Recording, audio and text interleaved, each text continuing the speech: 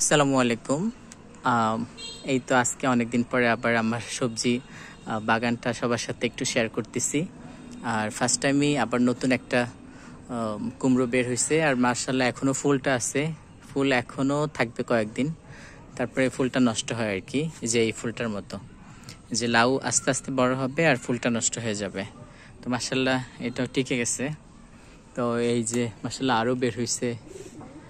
এই ফুলগুলো অনেক সুন্দর, একেবারে ছাতার মতো দেখা যায়।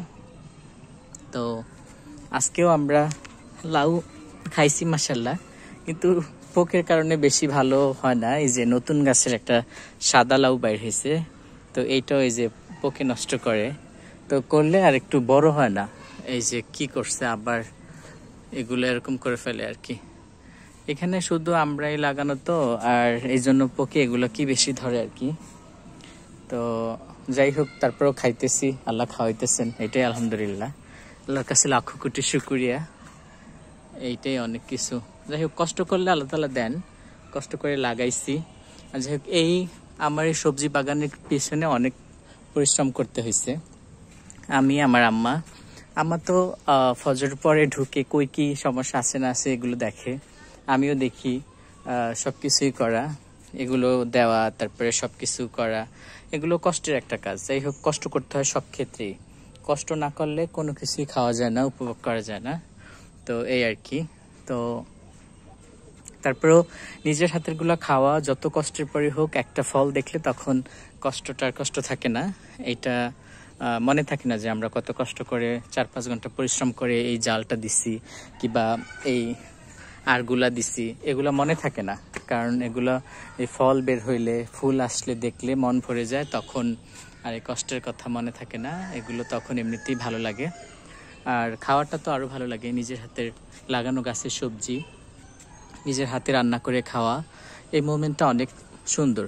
আর আমরা কিনে খাই সব সময়, কিন্তু কিনে খাওয়ার চাইতে নিজের হাতেরটা খাওয়া, এটা অনেক বড় একটা মজার বিষয়। তো এইটাই উপভোগ করাটা একটা অন্যরকম একটা অনুভূতি। আর সব কিছুই, যাই হোক, অনেকে মনে করে যে এটা একটা সবজি বাগান, একটা গাছ, এটার বিশেষত্ব এরকম কি। আমি মনে করি এটা অনেক কিছু। কারণ এরকম কিছু করা, জন্মানো, নিজের হাতে লাগানো, সেখান থেকে ফুল ফল আসা, খাওয়া, এইটাও একটা ভাগ্য। না সবার ভাগ্যই ভালো, কিন্তু এটা একটা আর কি, ভাগ্য বলতে ভাগ্য সবারই আছে, কিন্তু একটা অন্যরকম অনুভূতির বিষয়, এই আর কি। তো সবাই কষ্ট করলে আল্লাহ তাআলা দিবেন। এই তো এই কুমড়াটা আমরা বীজের জন্য রাখবো। আর এটা হয়েছে কি, আমাদের এখানে পাকনা কুমড়ো দিয়ে মোরব্বা খায় অনেকে, অনেকে আবার বিভিন্ন কিছু বানায়।